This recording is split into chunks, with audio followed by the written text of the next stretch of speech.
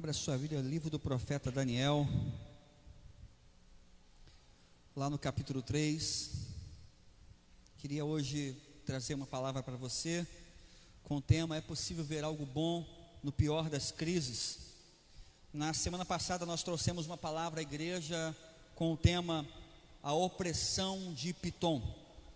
Falamos sobre uma estratégia maligna para trazer opressão às pessoas, redirecionando a sua perspectiva e visão somente para aquilo que é ruim. Alertamos a igreja sobre a importância da seletividade, de usar a inteligência na hora de você permitir que informação entre em seu coração. E talvez algumas pessoas tenham ponderado: pastor, como ver algo bom em tudo isso de ruim que está acontecendo? E é sobre isso que a gente vai falar nessa manhã, de certa maneira continuando a ideia que nós lançamos na semana passada. Se porventura você não pôde estar conosco, entre nas nossas plataformas digitais e você vai ter lá a mensagem na íntegra. Tenho certeza que vai abençoar a sua vida. Daniel capítulo 3. O rei Nabucodonosor fez uma imagem de ouro de 27 metros de altura e 2 metros e 70 centímetros de largura, e a ergueu na planície de Dura, na província da Babilônia. Depois convocou os sátrapas, os prefeitos, governadores, conselheiros e tesoureiros, juízes, magistrados e todas as autoridades provinciais para assistirem à dedicação da imagem que mandara erguer. Assim todos eles, sátrapas, prefeitos, governadores, conselheiros, tesoureiros, juízes, magistrados e todas as autoridades provinciais se reuniram para a dedicação da imagem que o rei Nabucodonosor mandara erguer e ficaram em pé diante dela. Então o arauto proclamou em alta voz: esta é a ordem que lhes é dada, ó homens de todas as nações, povos e línguas, quando ouvirem o som da trombeta, do pífaro, da cítara, da harpa, do saltério, da flauta dupla e de toda espécie de música, prostrem-se em terra e adorem a imagem de ouro que o rei Nabucodonosor ergueu. Quem não se prostrar em terra e não adorá-la será imediatamente atirado numa fornalha em chamas. Por isso, logo que ouviram o som da trombeta, do pífaro, da cítara, da harpa, do saltério e de toda espécie de música, os homens de todas as nações, povos e língua, prostraram-se em terra e adoraram a imagem de ouro que o rei Nabucodonosor mandara erguer. Nesse momento, alguns astrólogos se aproximaram e denunciaram os judeus, dizendo ao rei Nabucodonosor: ó rei, vive para sempre, tu emitiste um decreto, ó rei, ordenando que todo aquele que ouvir o som da trombeta, do pífaro, da cítara, da harpa, do saltério, da flauta e de toda espécie de música se prostrasse em terra e adorasse a imagem de ouro. E todo aquele que não se prostrasse em terra e não adorasse seria lançado numa fornalha em chama. Mas há alguns judeus que nomeaste para administrar a província da Babilônia, Sadraque, Mesaque e Abednego, que não te dão ouvidos, ó rei, não prestam cultos aos teus deuses, nem adoram a imagem de ouro que mandaste erguer. E furioso, Nabucodonosor mandou chamar Sadraque, Mesaque e Abednego, e assim eles foram conduzidos à presença do rei. E Nabucodonosor lhe disse: é verdade, Sadraque, Mesaque e Abednego, que vocês não prestam culto aos meus deuses, nem adoram a imagem de ouro que mandei erguer? Então agora, vocês, quando ouvirem o som da trombeta, do pífaro, da cítara, da harpa, do saltério, da flauta dupla e de toda espécie de música, se vocês não se dispuserem a prostrar-se em terra e a adorar a imagem que eu fiz, será melhor para vocês, mas se não adorarem, serão imediatamente atirados numa fornalha em chamas. E que Deus poderá livrá-los das minhas mãos? Sadraque, Mesaque e Abednego responderam ao rei: ó Nabucodonosor, não precisamos defender-nos diante de ti. Se formos atirados na fornalha em chamas, o Deus a quem prestamos culto pode livrar-nos, e ele nos livrará das tuas mãos, ó rei. Mas se ele não nos livrar, saiba que não prestaremos culto aos teus deuses, nem adoraremos a imagem de ouro que mandaste erguer. Nabucodonosor ficou furioso com Sadraque, Mesaque e Abednego, que o seu semblante mudou, e deu ordens então para que a fornalha fosse aquecida 7 vezes mais que o costume, e ordenou que os soldados mais fortes do seu exército amarrassem Sadraque, Mesaque e Abednego e os atirassem na fornalha em chamas.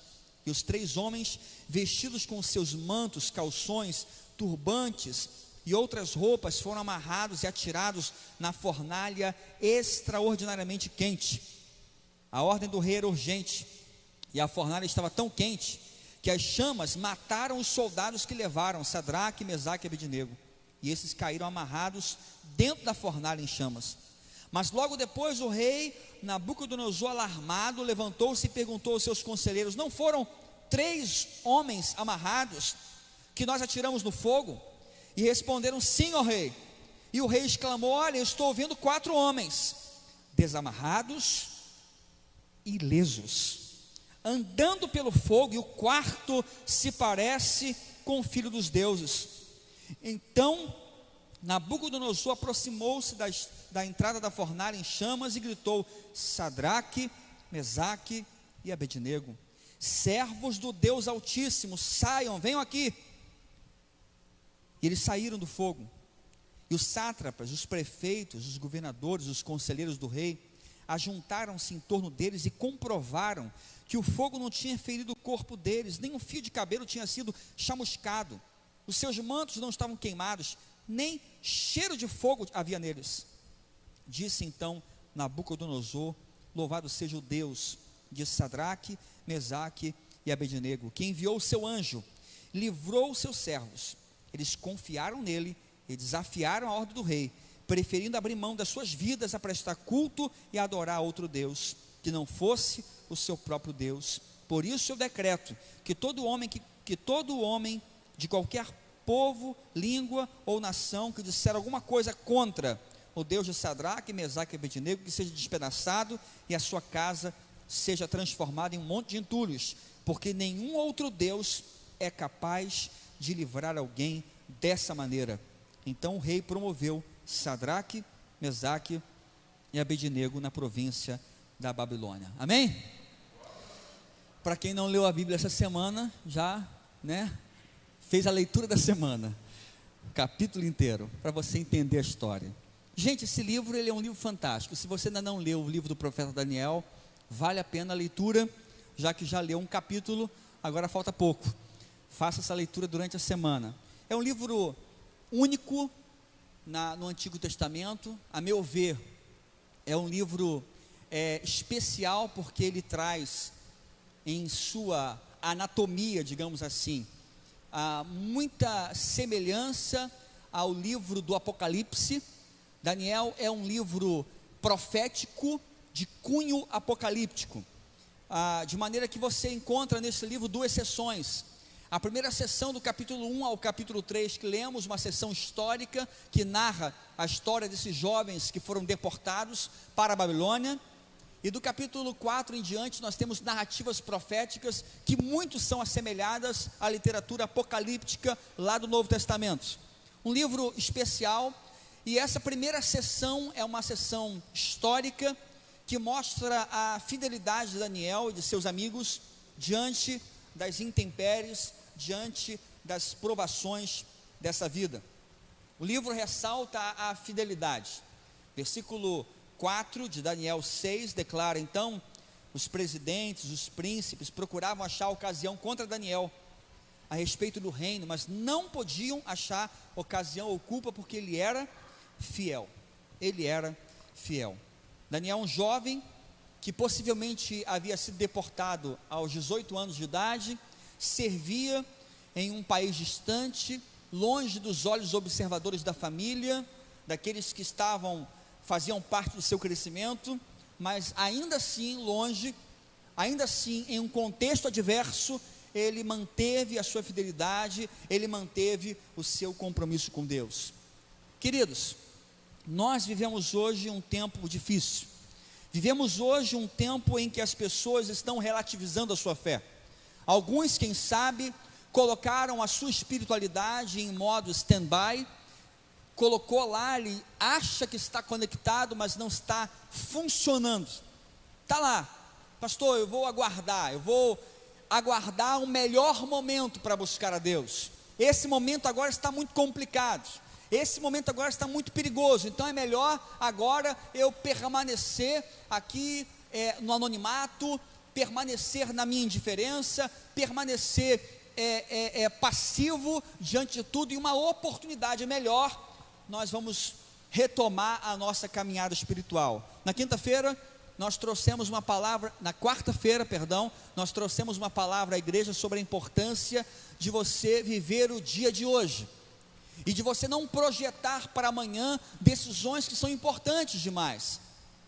Existem pessoas que paralisaram as suas vidas, existem pessoas que paralisaram seus sonhos, os projetos de Deus estão paralisados na vida de muita gente, esperando, pastor, quando tudo isso passar, e voltar a ser como era antes, aí sim vamos retomar a caminhada.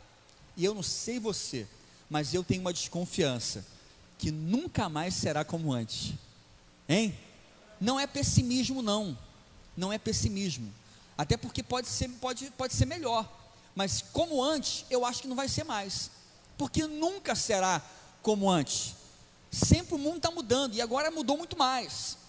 Então eu preciso estar o quê? Preparado para viver no dia de hoje, aquilo que Deus tem para a minha vida. A verdade é, que muitos não conseguem associar a vida cristã aos sofrimentos, às batalhas, às tribulações. Entendem, quem sabe, que caminhar com Cristo, ou caminhar com Deus, deveria poupá-los, ou blindá-los das provações da vida, e não entenderam ainda que os conflitos, as dificuldades, elas fazem parte da caminhada, fazem parte da trajetória. Querido, presta atenção, porque ter problema não é o problema, ter problema não é o problema é você não saber lidar com isso. Qualquer relacionamento saudável passa por conflitos. Os conflitos, as tribulações fazem parte de qualquer relacionamento saudável. Em um casamento é assim, casamento que não tem conflito é um casamento com problema sério, porque um casamento saudável, é sério, gente, um casamento saudável tem problema, tem ou não tem, gente? Quem é casado, levanta a mão. Quem tem problema no casamento faz só assim, ó, que já sabe que é mais de um. Ih, pastor, um monte. Fala a Deus. Mas é verdade, gente, é ou não é? É verdade, gente. Tem aqui gente muito mais experiente do que eu, mas é verdade, casamento tem problema, todo casamento tem problema. É um tolo aquele que acha que vai casar e não vai ter problema. Eu, quando casei, eu achava assim, que a minha esposa é fantástica. Eu achava, gente, eu vou casar com essa mulher, eu vou casar com ela, eu nunca vou ter problema aqui no com ela. Não vou ter problema no casamento, vai ser só um mar de rosas. Casei, coitados, pouco tempo depois eu descobri que faz parte, tem problema, todo casamento tem problema, e aí você cresce com os problemas. Uma grande crise que nós tivemos no nosso relacionamento, quase que tive que procurar ajuda pastoral, procurar um pastor para me aconselhar, é quando eu romântico, sabe, eu fui pegar um filme para ver, Shakespeare Apaixonado. Lembra desse filme, gente? Aí chamei ela para ver. Vamos ver esse filme junto, querida. Nós não tínhamos filho ainda, né? Aí vamos ver esse filme junto. Aí fomos ver o filme. Só que a Raquel, ela tem um dom de revelamento. É sério, gente. Dom de revelação, não, revelamento. Começa o filme, começa a subir aquelas letrinhas assim, ator tal, ela já conta o final do filme. Fulano. Aí, gente, eu odeio quem dá spoiler de filme. Eu odeio. Que isso, pastor? Eu sou pecador, eu falo odeio mesmo. Eu odeio. Começou, crise no casamento, problema. Eu não consigo ver um filme com essa mulher, é impossível, gente. Aí depois a gente, né, se consertou lá, houve uma reparação. De maneira que hoje eu começo a já ver um filme e já falo, filho, não fala. Eu sei que você, o Sexto Sentido, aquele filme que o menino estava morto, o cara estava morto, lembra desse filme? Não fala, deixa eu ver, eu quero sofrer, deixa eu sofrer até o final. Aí já cresceu, você cresce no relacionamento com isso. Gente, problemas em relacionamentos não são um problema. O problema não é quando você discute, bate boca, lógico, gente, de maneira ordeira, de maneira inteligente e respeitosa. O problema é quando você se cala. O problema é quando você se torna indiferente no relacionamento. Aí que está o problema. Aí tem um problema grave. Quando a pessoa está com uma dificuldade e o outro ignora. Aí você acende um sinal vermelho que há um conflito sério, porque todo relacionamento saudável passa por conflitos. É assim na relação pai-filho, é assim na relação marido e mulher, e é assim na nossa relação com Deus. Eu disse na semana passada que Deus quer ter um relacionamento de amor conosco, e todo relacionamento de amor passa por conflitos. Queridos, preparem-se. Se você quer ter uma vida de intimidade com Deus, você será lançado na fornalha da provação. Todo aquele que quer realmente ter uma experiência poderosa ao lado de Jesus, vai passar por provações na vida. Não tem para onde fugir. Não adianta o pregador, o pastor, o profeta, o apóstolo florear ou maquiar isso, porque é a verdade da Escritura. Se não for assim, rasgue esse texto e rasgue inúmeros outros. A Bíblia está repleta destes exemplos. E aí vai uma questão: é possível? Já que eu tenho que passar por isso, já que Deus permite que eu passe por isso, é possível, pastor, receber algo de bom no meio da fornalha, no meio da dificuldade, no meio da crise? Sim, é possível que você perceba algo de bom. Nesse texto aqui eu percebi alguns detalhes, tá? Lições preciosas que Deus tem para nós. E a primeira coisa que você pode ver no meio de uma crise sem precedente como a nossa que vivemos hoje, é que nós estamos nas mãos de Deus. Veja que nós estamos nas mãos de Deus. Você pode falar assim: a minha vida está nas mãos de Deus. Vamos lá juntos? A minha vida. Olha, não se engane. Não se engane. Você não estará protegido contra todos os males dessa vida tomando somente uma vacina. Me perdoe. Se você está esperando a vacina para te proteger e blindar contra todos os males da vida, ainda não inventaram essa. Você vai tomar essa e vai ser bênção, vai resolver esse problema, em nome de Jesus. Amém? Mas outros virão, outros problemas virão. A nossa vida está na mão de Deus. O rei Nabucodonosor mandou erguer no campus de Dura uma estátua de 27 metros de altura, e deu uma ordem para que todos se dobrassem, todos se curvassem, todos adorassem aquela imagem. O texto que nós lemos conta a história que 3 jovens, Sadraque, Mesaque e Abednego, eles decidiram: nós não vamos vender a nossa fé, nós não vamos negociar, nós não vamos obedecer, nós não vamos nos curvar. O rei manda, chama-os. Lá no versículo 15 do texto que lemos, ele vai falar assim: olha, agora, se vocês se dispuserem a se prostrar e a adorar, nenhum mal lhes acontecerá. E é interessante esse pedacinho do texto: se vocês se dispuserem. Essa versão é a Nova Versão Internacional. Algumas outras versões dizem assim: se você estiver pronto. Se você estiver pronto. A Bíblia, com uma versão, uma linguagem atualizada, uma linguagem contemporânea, ainda diz assim: se a vossa fé for suficiente, se a vossa fé for suficiente, você então, vai ouvir o som da trombeta e você não vai se prostrar, se a vossa fé for suficiente. E ele termina essa sentença dizendo o seguinte: quem é o Deus que poderá livrar das minhas mãos? Quem é o Deus que poderá livrar das minhas mãos? Aquele rei se achava dono daquela situação e sabia no seu coração que tinha o poder da vida e da morte, achava que tinha o controle de todas as coisas. Irmãos, algumas vezes nós estamos vivendo situações assim, sem solução, que parece que nós estamos nas mãos de uma situação ou de uma circunstância incontrolável, de algo que ninguém tem o poder de consertar. Nos achamos vítimas, nos achamos presas fáceis nas mãos de uma provação, de uma dificuldade sem precedente. Eu não sei se você está me entendendo. Talvez para você que está aqui hoje, você está sabendo lidar com isso, mas na sexta-feira nós tivemos a live. Quem assistiu a live, gente?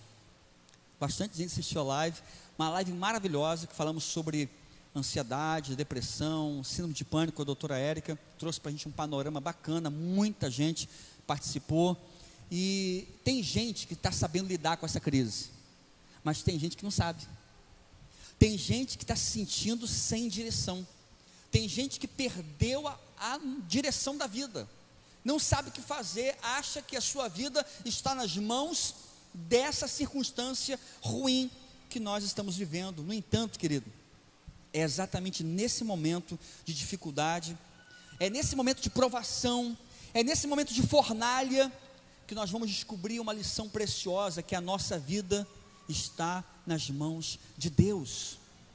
A sua vida não está na mão dessa circunstância ruim, dessa provação, dessa pandemia, da crise econômica. A sua vida está nas mãos de Deus. Evangelho de João, no capítulo 10, versículo 28, declara: ninguém as arrebatará das minhas mãos. Aquele que está nas mãos de Deus, ninguém tem o poder de mover você da mão de Deus. Querido, você, a sua vida, a sua família está nas mãos do Senhor, amém? Nada, ninguém, poder algum poderá mover você dessa mão poderosa. Romanos capítulo 8, versículo 31 diz: que diremos, pois, à vista dessas coisas? Se Deus é por nós, ficou fraco. Se Deus, aleluia, se Deus é por nós, quem será contra nós, irmão? Hein? Será o coronavírus? Será a pandemia? Será a crise econômica? Será a instabilidade política do país? Não, a sua vida está nas mãos de Deus. Romanos capítulo 8, versículo 37 ainda diz: mas em todas essas coisas nós somos mais do que vencedores por meio daquele que nos amou, porque eu estou bem certo de que nem a morte nem a vida, nem anjo nem principado, nem potestades, nem o presente, nem o porvir, nem a altura, nem profundidade, nem qualquer outra criatura poderá nos separar do amor de Deus que está em Cristo Jesus nosso Senhor. Nada tem o poder de tirar você da mão poderosa de Deus, amém? Isso você percebe onde? Na fornalha. É quando você está dentro da fornalha e você está andando por um caminho de vale sombrio. É quando você vê 1000 caírem ao teu lado e 360 mil à tua esquerda. Não é 10 mil não. E você passa: Senhor, como é que eu não fui atingido? Já parou para perceber isso, gente? Você já parou para pensar sobre isso? Num Brasil de 360 mil mortes. No início, eu disse para você, no início falava assim, ó, quem é jovem não se preocupa, só está pegando idoso. Não foi isso que falaram? Está morrendo jovem. Está morrendo jovem. Na UPA de Araruama, os entubados na UPA de Araruama são 30, 40 anos. Sem comorbidade, sem doenças, saudáveis. Eu fico pensando, gente, por que nós estamos aqui ainda? Por que não pegou na gente? Eu creio que Deus ainda tem um propósito para a sua vida, sabia? Alguma coisa ainda Deus tem para fazer na sua vida. Ele está te guardando aqui, porque ó, 1000 caiu ao teu lado, e quantos 1000 caíram à sua esquerda? E você está aqui. A mão dele tem sustentado você. Você está na mão de Deus. Amém? A sua vida está nas mãos do Senhor, meu irmão. Você percebe isso no meio da provação. No meio da provação você percebe que o que realmente significa fidelidade. Fidelidade. O texto do versículo 16 ao verso 18, o rei questiona a postura daqueles 3 jovens. Por que vocês não estão adorando? E olha, agora eu vou tocar de novo e vocês vão se prostrar e vão adorar. E ele fala assim: quem é o Deus que poderá livrar da minha mão? A resposta dos 3 jovens foi a seguinte: ó rei, sobre esse assunto aí que você está falando, nós não precisamos nos defender não, porque se o nosso Deus quiser, Ele livra da tua mão, e se Ele não quiser, Ele não vai livrar. Mas uma coisa você fique sabendo: nós não vamos nos prostrar a essa imagem que você fez, nós não vamos negociar a nossa fé. nós não vamos abrir mão do nosso compromisso com o Senhor. A certeza de fé que eles tiveram foi tão forte, tão extraordinária, que irritou profundamente o rei. Mandou aquecer a fornalha 7 vezes mais. Eles declararam que a fé que tinham no Senhor não era uma fé condicional, não era uma espiritualidade de oportunidades. Enquanto tudo estiver bem, eu estou na igreja. Começou a ficar ruim, não, está errado. Eles sabiam o Deus a quem eles serviam. Eles estavam firmes nessa convicção. Existe muita gente hoje que é fiel a Deus enquanto a circunstância é favorável, enquanto tudo está indo bem. E gente, esse tempo que nós vivemos é um tempo que eu já disse aqui na quinta passada, de peneira. Eu creio de todo o meu coração que Deus está preparando o remanescente que Ele vai levar para a glória eterna. Quem vai querer ser encontrado nesse remanescente aí? Hein? Ele está passando a peneira. Nós evangélicos brasileiros nos orgulhávamos, ostentávamos os nossos números milionários. Somos tantos milhões de evangélicos no Brasil. Veio essa crise, passou uma peneira tão poderosa, que já falei para vocês, só 21% de todos os evangélicos voltaram a congregar em suas igrejas. 79% ficaram na peneira. 79%. Irmãos, a sua fé em Deus é uma fé firme e resistente às provações dessa vida? A sua fé é condicional? A sua fé é circunstancial? Uma fé condicional é uma fé que imatura, é uma fé que não vai avançar em nada na sua relação com Deus. A Bíblia deixa muito claro, Salmo 34, versículo 19: muitas são as aflições do justo, mas o Senhor o livra de todas. João 16, 33: tenho-vos dito essas coisas para que em mim tenhas paz. No mundo tereis aflições, mas tem de bom ânimo, eu venci o mundo. Romanos capítulo 8, versículo 18: porque tenho para mim que as aflições desse tempo presente não se podem comparar com a glória que há de ser revelada. Irmãos, tudo que estamos vivendo está nos preparando para experimentar algo maravilhoso da parte do Senhor. É a própria palavra que deixa muito claro para nós que não existe nenhuma promessa de ausência de sofrimento na vida cristã. Mas o Senhor é Deus conosco, é Deus que está sempre do nosso lado. Terceiro, no meio da crise, no meio da pior crise, você pode perceber que o melhor de Deus pode vir no pior. Deus tem uma capacidade incrível de aproveitar as tragédias da nossa vida para revelar algo glorioso que nós não aprenderíamos em nenhuma outra circunstância. Por causa da resposta que deram ao rei, eles foram então amarrados, lançados naquela fornalha, aquecida 7 vezes mais. A fornalha estava tão quente, diz a palavra, que os soldados que levaram eles morreram. Foram lançados na fornalha. Deus não os livrou da fornalha. Deus não os poupou de enfrentar um sofrimento terrível. Versículo 24 e 25. Então o rei Nabucodonosor se espantou e disse: vem cá, não foram 3 homens amarrados que nós lançamos nessa fornalha? Sim, foram 3. Então como é que eu estou vendo 4? Desamarrados, soltos, andando livremente. E o quarto é semelhante ao filho dos deuses, diz a palavra. Deus não os livrou da fornalha, porque Deus queria livrá-los na fornalha. Quem sabe você está pensando aí: pastor, por que Deus permitiu que tudo isso acontecesse comigo, com a minha família?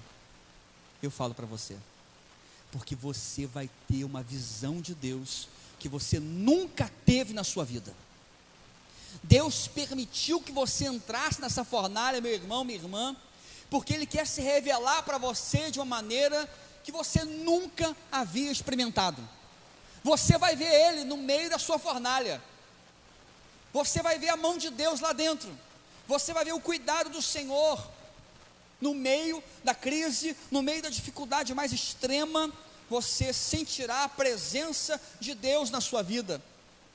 E é por isso, gente, que ao mesmo tempo que eu disse aqui, que nós temos um número grande de pessoas que estavam nas igrejas e não conseguiram caminhar na fé, existe um número também grande de pessoas que foram sacudidas, que foram balançadas no meio da crise e falaram assim: ei, eu não posso ficar mais longe desse Deus, ei, eu não posso mais andar um dia sequer sem estar na presença. E gente que está se aproximando, gente que está se achegando, gente que está buscando mais, porque no meio da crise, no meio da fornalha, estão tendo uma descoberta maravilhosa sobre Deus. Salmo 23, versículo 4 diz: ainda que eu andasse pelo vale da sombra da morte, não temeria mal algum. Por quê? Porque tu estás comigo. O Senhor está com você, mesmo em meio ao vale da sombra da morte, Ele é um Deus presente. Querido, as provações dessa vida, e Deus permite que você passe por elas, Deus permite que você enfrente as fornalhas ardentes da nossa vida, para que você possa lá dentro ter uma visão que dificilmente teria aqui fora, que a mão de Deus não está limitada a te proteger quando está tudo bem. A mão de Deus te protege lá no meio da pior fornalha.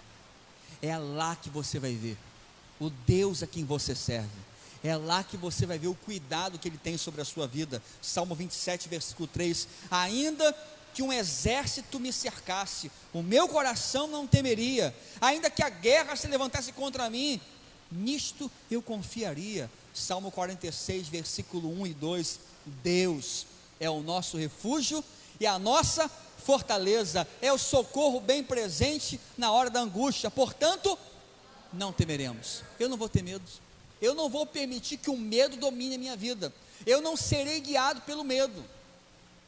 Preste atenção, gente, que eu não estou dizendo que você não vai sentir medo. Sentir medo faz parte da vida, não faz? Faz parte, e é saudável. Uma pessoa que não tem medo é um perigo, tá?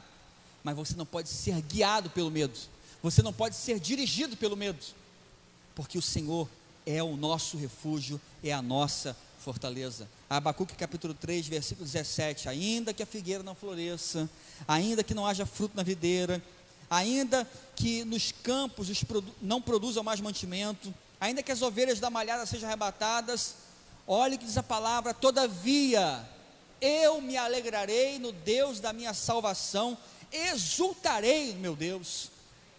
Ainda que o cenário seja terrível, ainda que não haja esperança no coração das pessoas, ainda que o número de pessoas depressivas multiplique, ainda que as pessoas se isolem sem perspectiva de um amanhã, ainda assim eu confiarei, ainda assim eu exultarei no Deus da minha salvação. Por quê? Porque eu sei em quem eu tenho crido, e estou bem certo que Ele é poderoso.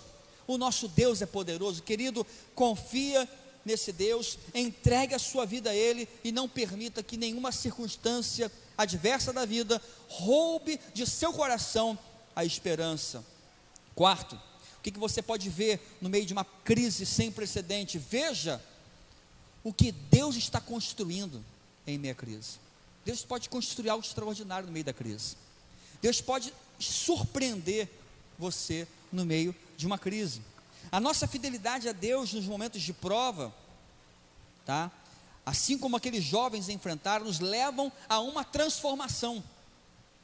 Deus permite que você entre na fornalha para que você tenha uma revelação dele especial, para que você possa ter um entendimento, uma maturidade que você não teria em nenhum outro lugar.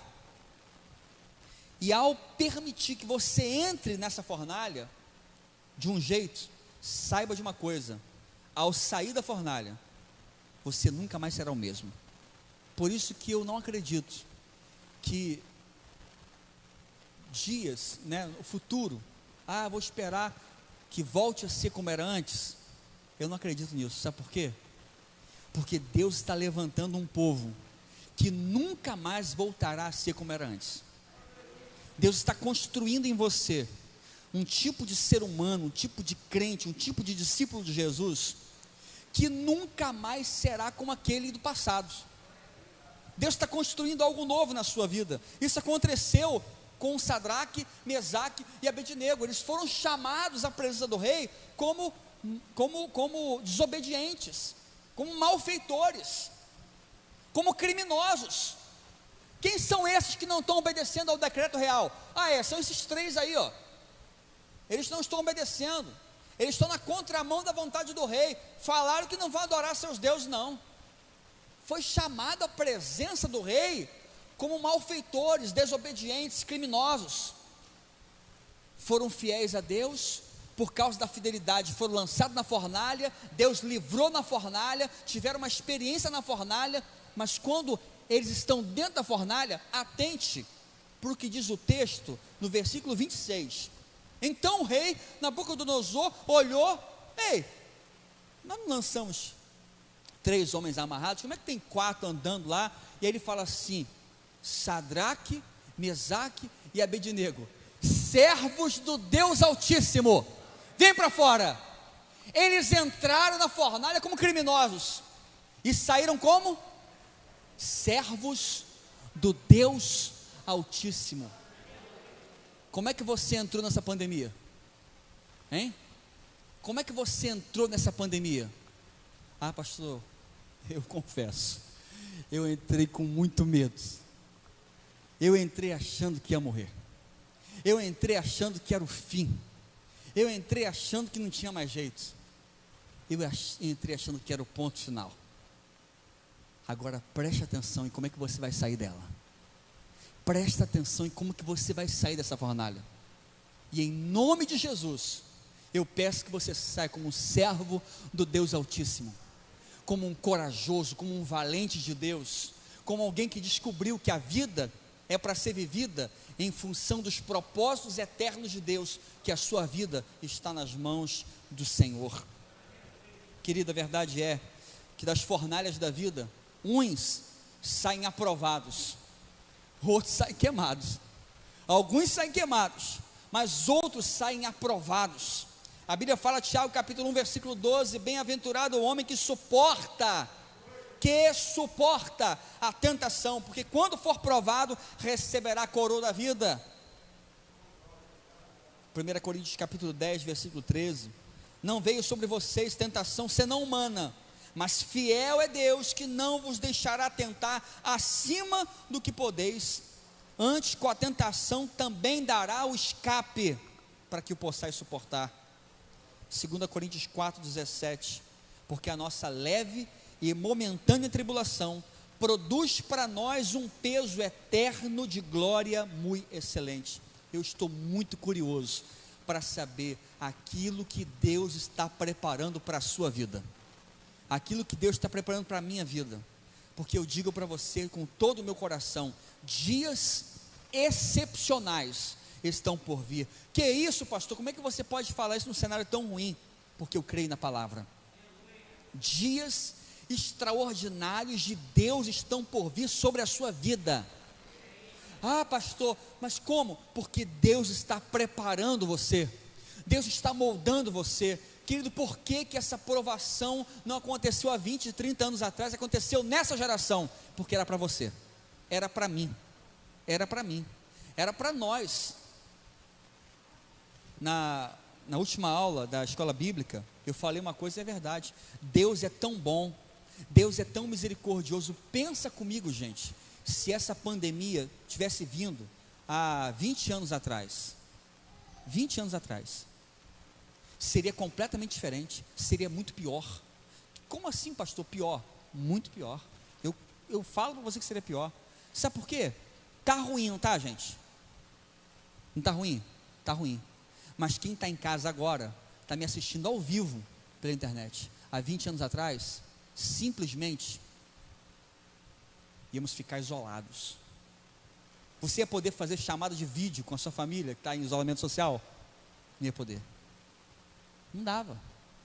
Deus preparou o ambiente tão perfeitamente para mostrar para a gente, olha, vai ser difícil, vai ser complicado, mas eu vou dar o escape para vocês. Eu vou colocar essa pandemia no momento certo, na hora certa, que apesar de difícil, de dura, eu vou dar para vocês a chance de resistir, a chance de sobreviver, a chance de estar conectado à minha presença. A igreja, irmãos, ela está conquistando o mundo digital. O diabo veio pensando assim, agora que eu derrubo a igreja, é agora que eu boto ela no chão, vamos fechar a porta da igreja, e a igreja de Jesus avança, irmãos. Nada pode frear, nada pode parar o reino de Deus, sabe por quê? Porque ele tenta travar aqui, mas o plano de Deus já está se desdobrando lá na frente, e olha quanta gente tem sido abençoado. Um dia desse eu comentei, né, que as mensagens que eu estou trazendo, eu coloco no meu canal, e esses dias uma palavra que eu coloquei lá, botou 5.000 pessoas assistiram. Eu falei, gente, onde é esse povo todo? Porque esse povo não é da igreja, né? Aí eu fui pesquisar lá, gente de Pernambuco, Ceará, Bahia, Minas, acompanha a celebração da igreja, está acompanhando. Onde que nós teríamos essa possibilidade, gente? Olha a misericórdia de Deus, olha como que Deus preparou o ambiente, para que nós pudéssemos viver esse momento. Então, querido, saiba, o seu Deus está contigo, mesmo no meio dessa dificuldade. E para terminar, gente, veja que nós não somos vítimas das circunstâncias, nós não somos vítimas dessas circunstâncias. O primeiro a se espantar foi o rei. Ele se espantou com aqueles homens libertos, livres, sem nenhum ferimento, e aquele mesmo rei se espantou ao ver que existia um poder maior que dirigia a vida daqueles jovens. Ele achava que tinha o controle da vida deles nas mãos, mas descobriu que existia um poder superior, uma força maior, um Deus no céu, que cuidava e que tomava conta da vida daqueles jovens, de maneira que eles disseram, olha, os príncipes se reuniram em volta dos 3 jovens, e foram ver, e perceberam que não havia nenhum fio de cabelo queimado, a sua roupa não tinha sido queimada, nem cheiro de fogo havia neles. Deus permitiu que entrassem na fornalha, mas o fogo não teve poder sobre eles, o fogo não teve poder. A nossa fidelidade a Deus, irmãos, é uma fidelidade que pode mover o coração das pessoas, para perceber que nós não somos vítimas das circunstâncias, a nossa vida está nas mãos do Senhor. Nós estamos debaixo de um propósito muito maior, e esse propósito governa todas as coisas. A Bíblia fala, Romanos capítulo 8, versículo 28, e sabemos que todas as coisas contribuem para o bem daqueles que amam. Você pode ler comigo esse texto? Vamos lá. E sabemos que todas as coisas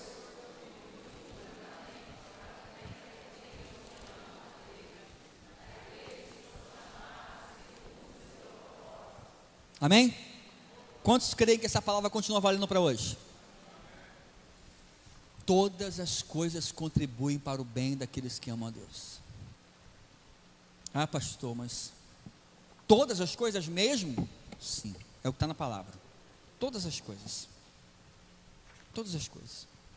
De uma maneira que você não entende, de uma maneira que foge ao nosso conhecimento, e eles perguntam, pastor, então me explica. Eu não sei, eu também não sei. Eu creio, eu sei o seguinte, que Deus permitiu tudo isso, nada foge ao controle dele. Se permitiu, ele tem um propósito. Se permitiu, Deus tem um propósito. Talvez a sua grande ambição a partir de agora, se me permite essa palavra, seja: eu estou vivo, Deus me livrou da morte. O que Deus tem para a minha vida? Qual o propósito que Ele tem para mim?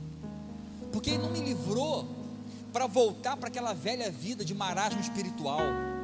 Deus não livrou você, Deus não poupou você para você voltar para aquela vida de crente apático, indiferente. só vem à igreja uma vez por semana, está nem aí. Se tem gente passando fome, se tem gente morrendo, o importante é que você venha na igreja e bater o seu ponto espiritual. Deus não livrou você da morte para isso. Deus tem um propósito maior para você. Quem sabe aqui hoje, nesse lugar, tem pessoas aqui que Deus vai levantar para começar um novo ministério, para abraçar uma causa social. A nossa igreja ama isso. Enquanto nós pudermos, estaremos dentro disso, porque é princípio fundamental do Evangelho, é amar a Deus, ama o teu próximo como a ti mesmo. Não dá para amar a Deus sem amar o próximo. Não dá para você vir para cá, adorar a Deus, levantar a mão e voltar para casa e ignorar o clamor dos excluídos, o clamor daqueles que estão fragilizados, em situação de perigo. Não dá. Queremos ser uma igreja usada para servir o próximo, para abençoar vidas. Quem sabe aqui hoje existem pessoas que Deus está levantando para começar um novo ministério, para dar um suporte para aqueles que já existem. Deus pode usar você para ser um canal de bênção para jovens e adolescentes. Deus pode usar você para ser um canal de bênção, para abençoar a vida de casais. Deus pode usar você para abençoar pessoas em situação de rua. Deus pode usar você para dar uma nova direção para aqueles lá de Monte Belo, quem sabe que não tem uma perspectiva de futuro profissional. Eu não sei, gente, mas eu sei de uma coisa, que se você está aqui hoje é porque Ele tem um propósito para a sua vida, e esse propósito transcende a sua própria vida, porque a pior tragédia de uma vida é uma vida que vive para si mesmo, que não rompe, que não vai além. Deus quer usar você como instrumento para ser bênção para o mundo, para essa cidade. Deus está sacudindo, está peneirando para saber quem é quem e saber quem é você. Quem é você no reino? O nosso Deus é o Deus que pode nos livrar. Querido, preste atenção numa coisa. Se tudo que você está passando hoje, em nome de Jesus, creia. Daqui a algum tempo você vai olhar para trás e você vai falar assim: Senhor, o Senhor me livrou. Daqui a algum tempo nós vamos nos reunir aqui, irmãos, e vamos fazer um culto. Isso é profético, tá? A gente vai fazer um culto aqui para lembrar de tudo que nós vivemos no meio dessa crise. E vamos falar assim: olha, nosso Deus nos livrou, nosso Deus agiu com poder, nosso Deus nos tirou da morte. Amém? Mas posso contar uma coisa para você? Outras provações virão, outras dificuldades virão. Essa não será a última. Essa não será a última. Na sua vida, essa não será a última. Amém, irmão? Você gostaria que essa fosse a sua última provação? Eu não. Eu quero encarar com meu Deus novas provações. Porque quando você passa pela prova, você pode ser o quê? Aprovado. Quem quer ser aprovado pelo Senhor aí? Então, meu irmão, querendo ou não, se você quer continuar nessa terra, entenda uma coisa: outras provas virão. O rei disse: quem é o Deus que pode livrá-los? Quem é o Deus que pode livrá-los das minhas mãos? Nosso Deus. Nosso Deus é o Deus que pode nos livrar. Feche seus olhos. Sua vida está nas mãos de Deus. Não existe nada em você que possa te dar qualquer garantia de vida ou de um amanhã. Não é fatalismo, isso é realismo. Não há nada em você. O seu dinheiro não garante isso, sua saúde não garante isso. Você está vivo hoje porque Deus tem propósito para você. Querido, seja alguém disposto a descobrir isso. Eu quero descobrir qual é o propósito que Deus tem para a minha vida. Eu não quero viver mais um dia sequer de maneira egoísta, só pensando em mim mesmo, nos meus planos, nos meus projetos. Deus parou o mundo para mostrar para o mundo que é a vontade dele que manda. Estávamos tão envolvidos na nossa própria vida, nossos próprios projetos, que ele parou tudo. Ele parou tudo. E agora ele mostra para você que ele é o Deus que pode te livrar. Ele é o Deus em que você pode confiar. Nós vamos louvar o Senhor com uma canção. E eu quero convidar você que hoje está no seu coração com essa firme decisão: pastor, eu quero viver os propósitos de Deus para a minha vida. Deus está me livrando dessa fornalha. Essa fornalha está passando em nome de Jesus. E eu estou aqui vivo com saúde, porque o Senhor tem me guardado. E eu quero viver para os propósitos do Senhor. Se você quiser isso, e declara isso. Enquanto nós louvamos ao Senhor, se coloque de pé no seu lugar. E assim, você e Deus, só você com o Senhor, declare a sua fé, declare a sua determinação, e não permitir que fornalha alguma cale a sua voz.